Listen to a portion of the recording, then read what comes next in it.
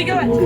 একটা নাস্তিক মানুষ যখন কিছুতে যত্ন করে তার মনের মধ্যে ঠাঁই দেন, তার সাথে তার নিজের অজান্তে সেখান থেকে জন্ম নেয় ভক্তি ও শ্রদ্ধা। একটা জীব কত ভালোবাসার সাথে মুক্তকে ঠাঁই দেন তার গহ্বরে। এই ঠাঁই শব্দটার মধ্যে দিয়ে দুই পক্ষে পরস্পরের আদান প্রদান চিরকালের মতো চলতে থাকে।